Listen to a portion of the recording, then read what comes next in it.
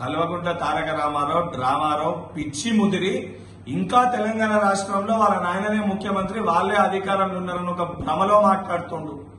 ఈ రోజు నువ్వు చేసిన ఒక విధ్వంసానికి, నీ కుటుంబం చేసిన ఒక విధ్వంసానికి తెలంగాణ రాష్ట్ర ప్రజలు 15 నెలల క్రితమే మీకు బుద్ధి చెప్పడం జరిగింది. 3 ఏళ్లలో అధికారంలోకి వస్తామంటారు. 3 ఏళ్లు కాదనైనా 30 ఏళ్లైనా తెలంగాణ రాష్ట్రానికి మీరు చేసిన ఒక విధ్వంసానికి ప్రజలు మిమ్మల్ని క్షమించే పరిస్థితే లేదు. నీకు కవితకి హరీష్ రావుకి మధ్యలో ఉన్న ఒక అంతర్గత పోరుకి అసత్య ప్రచారాలు హైదరాబాద్ సెంట్రల్ యూనివర్సిటీ గురించి చేసి రాజకీయ లబ్ధి పొందే ప్రయత్నం నువ్వు చేస్తున్నావు. ప్రభుత్వ భూముల్ని ప్రైవేటు వ్యక్తులకి కట్టబెట్టిన చరిత్ర నీది, నీ కుటుంబానిది, నీ ప్రభుత్వానిది. ప్రభుత్వ భూముల్ని ప్రైవేటు వ్యక్తుల దగ్గరికి వెళ్లి తీసుకొచ్చిన చరిత్ర మా గౌరవ ముఖ్యమంత్రి రేవంత్ రెడ్డి గారిది, కాంగ్రెస్ ప్రభుత్వానికి.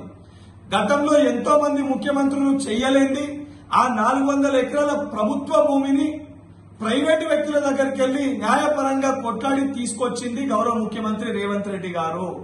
దాన్ని జీర్ణించుకోలేక, తట్టుకోలేక నీ పార్టీలో ఉన్న ఒక మంత్రివర్గంలో ఉన్న కొంతమంది మంత్రులు ఆనాటి మంత్రుల భూములు కూడా గుంజేసుకుంటున్న ఒక భయంతో, నీ కడుపు నిండలేని ఒక కడుపు మంటతోటి నోటికొచ్చినట్టు మాట్లాడుతున్నావు.